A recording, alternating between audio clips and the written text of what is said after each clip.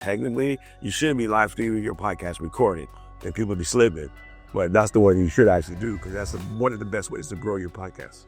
It's to live stream. To live stream the recording, Uh-huh. and then you take that recording and you edit it however you so please, and then post the edited version as a podcast.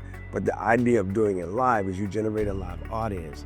You generate a live audience, you immediately pull up the energy of your podcast recording like 15-20%, because you hear people watching it and they're sending chats in the background. And you don't actually talk to them until the end because they know you're recording, but to see the big ups coming through and see them talking to each other and it's building that community, like it really gives a mad energy and a mad vibe to your podcast while you're recording it. Recording in the house by yourself, staring at the screen, it ain't got so much energy.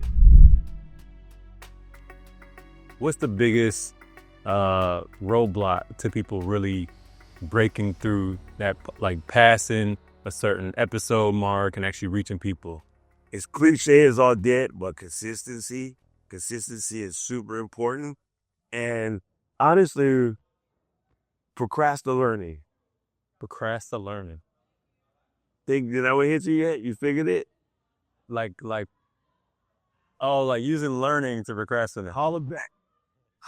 Yeah, like coming to a conference every year. Bruh, I see people that have been to like 5 conferences. I talked to homies today, love her to death. We like folks now. We see each other at all the conferences. Yeah. I'm like, how many episodes you did yet?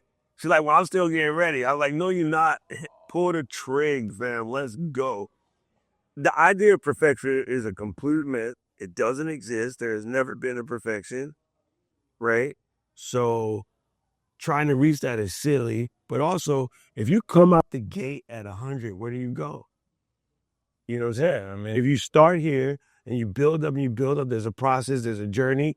You develop people along the way with you, and then they see you work all the way through it, and they're ready to ride for you. And when you start to dip, they be like, no, come on, we got to go.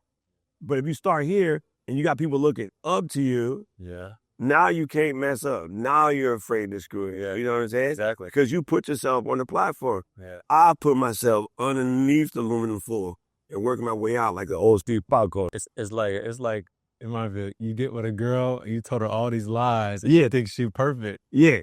And you got to uphold the whole image. Yeah. It's like, there you go. This is the same thing. You really want to start where you start and then grow naturally, and the people will ride with you that way. And honestly, people are completely over gurus. All of our gurus have been sold out or did something foolish. When I first got into the broadcast world, I knew I wanted to be a filmmaker, a good storyteller, whether it be in front of the camera or behind the camera. And I used to study all the like screenplays and stuff that this one actor used to write. He wrote some incredible screenplays. He played in all these dope movies. And then he came out his story and he was like, yo, that dude is ill. And that was Kevin Spacey, right? As a DJ, many of us back in the hip hop game, like we wanted to be a producer like Puppy. Look what we have today. Yo, your mentor will sell you out, bro. So looking up at somebody else and try to be where they at, I don't know about all of that. Be where you are and work in your lane. You can only control what you control, right? So I tell my students, it's an acronym. It's WWICFE, right? And it means worry about what you control, everything else. WWICFE. Yeah, that's what we're called. Worry about whatever you can control, everything else. It's just not even your business. What's a philosophy that really helps you thrive through, like, one word of wisdom? Giver's gain. Giver's gain. I constantly did. And a lot of people are scared to do that because they come from a scarcity mentality. There's more than enough out here for all of us. Like, you know what I'm saying? Giver's gain is, you keep giving stuff out, you will get whatever you want back in return. You give people what they want and you can make as much as you want, right? You got to be on the giving side. A lot of people are scared to give because they think somebody's going to take it from them. But, you know, one of my besties, he's a pastor, he said the lemon tree is not afraid to bear fruit. And the only way that a lemon tree can become a lemon orchard is for it to bear fruit, for the birds or the people to take those fruits, and then they discard the seeds, it becomes more trees. But if he was worried about birds and people taking all the fruit, it would never bear fruit. It will always be one tree. And I was like, bruh. Where'd you come up with that? He goes, I just made it up. I was like, oh my God, you're next level. But it's very, very true, man. It's very true. So shout out to my man Limwell. He came up with that. I just thought that was so key. So like I am very much about open share. Like I told you guys in the whole study, that's all everybody says. Anybody call me, I'm gonna answer your question. I'm not gonna make you sign up for nothing. You don't gotta join nothing. I'm gonna answer your question. If you feel like it, you want more training or whatever, that's because I've proven to you I can do it first. I'm not gonna tell you to sign up and then try to prove it to you.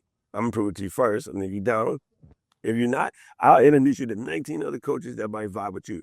I am a boot to ass kind of coach, and some people don't like that. And I'm like, cool. Like I will introduce you to somebody that will hold your hand. I ain't that dude. I don't want to fight you through because the most cliche thing I hear that hurts my head. Oh, you be you.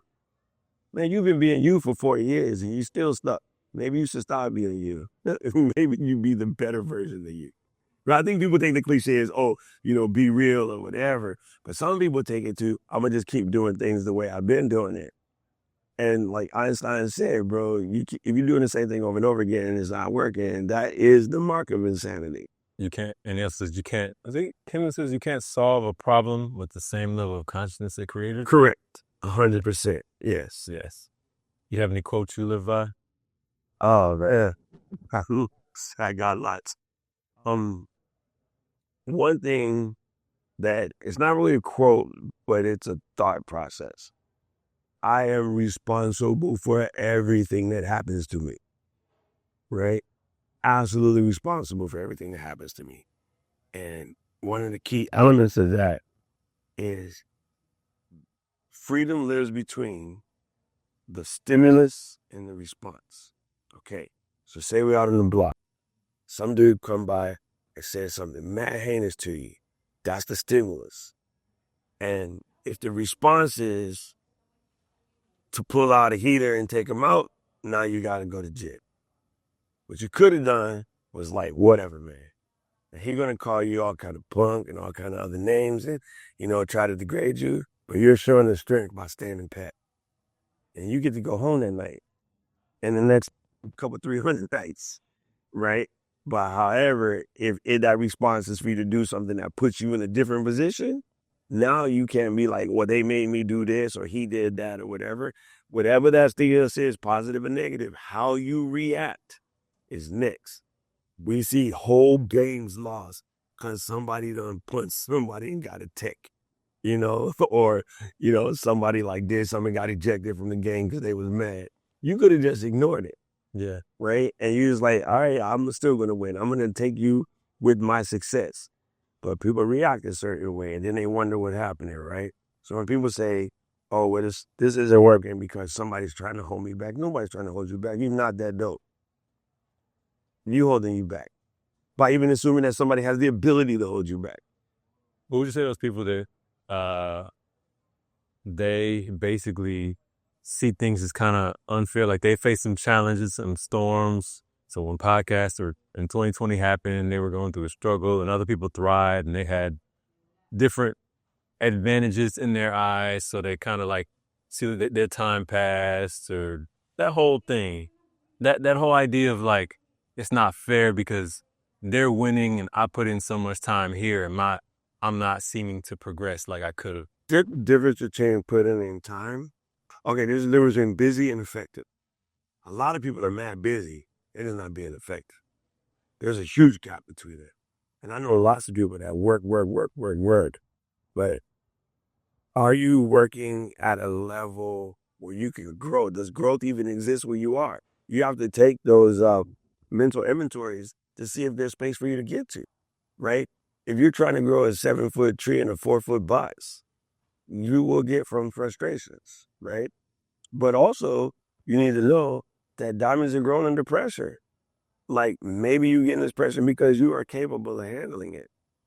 And maybe you have to take that.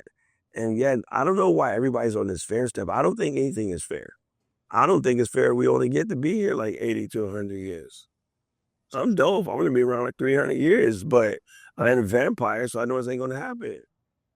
I don't think it's fair that I did what I thought was everything right. But my knees though, they hurt so bad right now. I'd be screaming that night. But I know I got stuff to do, so I just push through it. Like everybody, all the people that you're looking at that you think their life is easy, their life ain't easy. They stressing out somewhere else. You know, it's tragic when we hear like a celebrity, like either went into some depression or took their own life or something like that. Like, how's that dude worth all of this money and he take himself out like that? You know what I mean? Because this money doesn't solve everything. It seems like it does, but it doesn't. Yeah, that's a tough one, man. Like it really is. I just don't even believe there's anything that's fair. So I don't come from a position of expectation. Yeah. I'm gonna earn whatever it is I gotta earn to get to wherever I gotta get. How have you made it through, and like you share with you, ways to make it through those storms, those things that roadblock, I don't have a pride level that would stop me from doing something that might be seemingly beneath me in order to get through. So for instance, if I got to a position where the only way I was gonna be able to make some money is I had to go work at Jack in the Box, I'll be at Jack in the Box. But I'll still come home and do my content because I got to get that out. Part of my content is, I just blew up the spot and now I got to go work at Jack in the Box to get back on my feet. But I will be at Jack in the Box on my feet. I know people who, like me, got a bunch of degrees, but they can't find a job they want. But they will not take what's available because that's beneath them. I can't do that around there, bro. In Honolulu, a gallon of milk is damn near $10. Yeah, you're in Honolulu. You know what I'm saying? So, like, I have to go work at Jack in the Box for $16 an hour. It's the cost of living where I want to be. But I want to be there because I don't got to mess around with snow. And I don't got, no one's going to steal nothing from me because everybody there knows me now. So, I think a lot of people will be like that. So since I want to start this podcast, and I told somebody today, I said, okay, well, this is you saw our boots, right? Like, this mic that's like $250. They're like, that's expensive. I'm like, you got any brothers and sisters? And she was like, yeah. I was like, they ever do the baby shit when they want to go out? Yeah, they be wanting to, but they don't ever ask them. Cool. Tell them, hey, sis, I take your kids for 100 bucks. You and your husband and go out and enjoy a whole day to yourself. She was like, you know what? That's a good idea. Do that 3 times. You bought this mic. I can't do that. I'm this and I'm that. I got like XYZ PRQ at the end of my name. Like all of them. Matt, listen, I'll pay the house if I got to. I'll do garbage, I'll do bushes, I'll do whatever. But that's old school. That's what we did. We did whatever had to get done. I think people's pride be getting in the way sometimes. I don't have pride. I just do me. Simple. Any final words for you? Man, I just want everybody to get out there and tell their story because somebody need to hear it. I think this whole concept of perfection be swarming people up. And I think that you have to know what your purpose is. As soon as you figure out what your purpose is, you must be working every day on that purpose. If you're not, that's when you'll feel unfulfilled, right? So the sooner you could come to grips with what your purpose is, the sooner you can live life with zero stress, because it really is a matter of, I know I'm here for this reason. I got to handle this business, and that's why it's done. You know what I mean? I think Hooker Crud hired Josh. Steph Curry going to shoot 1,000 free throws a day. And then we wonder why that kid is sick with it. I don't even like the Warriors. They make me mad. But the Celtics won, so I'm happy. Go C's. How did you find your purpose? Is it hard? I don't know if some people it's difficult. I just realized, like, when I was in the Army, I was a paramedic. And then later in life, when I'm working at the Apple store, I was a juniorist. And so I repaired stuff. And I was helping people there. When I was on radio, people used to call and just hang out with us on the phone at night because they were lonely or whatever, or we get through. And you see them later. And it's like, man, you really helped me through a rough time. I really appreciate that. So I realized how much we could change somebody by impacting their lives positively. There's also like mad, angry stuff in the world. I'm like, more of us got to do positive in the world, right? I get it. And the shade stuff is attractive and it's fun, but you're not helping, bro. You adding to the problem. What are you showing folks how to be happy instead of like ripping somebody else apart? So I just decided the only way I can make the world better instead of complaining about how nasty it's getting is go put out some plus energy. So I give out plus energy. I don't do negative energy. And I just, no time for that. I'm on the downhill slide now. I'm past 50. So I ain't got that much more to go. So I got to make it good. It sounds like your purpose finds you if you open to look for it. 100. I'm standing on a mountain in Japan, staring at Japan, and I was like, I think I know what I want to do now. You know, so you might got to get out of your spot for a minute to go find it. I'm here to talk to you. Yeah. You know what I'm saying? It'll let you know. Yeah. You pray? No, but I guess I do. But like, I'm not like a religious person per se, but I am a spiritual person. So I definitely go stand in the front of a mountain in Japan in silence and let my inner demons handle themselves. I'm like, y'all dig it out. I ain't got time for this. Yeah. And then I'll leave. I'm good. Let's get back to some civilization and get a bowl of ramen, you know? That's my recharge spot. I go to Japan a couple of times a year to do that. Nice. But yeah, you know, even though I'm loose, sometimes I just go to the ocean and stare at it for a minute. And then I'll just let all of the mess in my head work itself out. Then go back and do my thing. So I guess it's technically the same. I think we put names to things that have always existed. And here comes the hate part. We'll clown somebody else for the way they do it. Say that again? We'll clown somebody else for the way they do it. Oh, You know what I'm saying? Like certain religions will look at somebody who will fold their legs at arms and be like, that's not praying. Because there's only, no, the God that you respect is your respect. The God that they respect is their respect. I went to Japan and I was like, well, how's your relationship with God? They're like, we got about 13,000 of them. Huh? Like, because that's weird to a kid that grew up Christian Catholic, right? yes. But then once I got to understand I would say they're technically way more spiritual than those kids. They go to church 7 days a week because of the way they see that purity in everything. Yeah. Right? So I think what we do is we tend to look at somebody else's way and clown them. But the only way to have compassion is to understand they just do it different from me. But their end goal is to just treat everybody properly. Our end goal is to treat everybody properly. And so a lot of times I think some of these labels and stuff were created to sow division. So I just ignore labels. I just do the process. You know what I'm saying? Yeah. Like, I don't have to say it's wet or dry. Yeah. It's obvious. Don't even speak on it. Like, don't name it. Just do what it is, right? If it's wet and needs water, add water. You don't have to call it dry. A big label is success. What's your idea Bro, about that? I hate that because your definition of success is different from mine. You know what I'm saying? Like, I know I've been to places where they got mud and grass house. They grow all their own food. Family is happy as clams. They don't got internet. They got no TikTok. They ain't got no TV, but they are happy as clams. And then from my work I've done in AV, I've been in multi-billionaire house. They pissed off at the world. No correlation to money. Right? The dude who currently calls himself the most successful person in America, why he always angry? Right? Yeah. You know what I'm saying? I got to go, and these people are doing this to me, and the left is doing this to me, and these people made this, I don't even know that person. I was like, dude, for the money you say you have, what are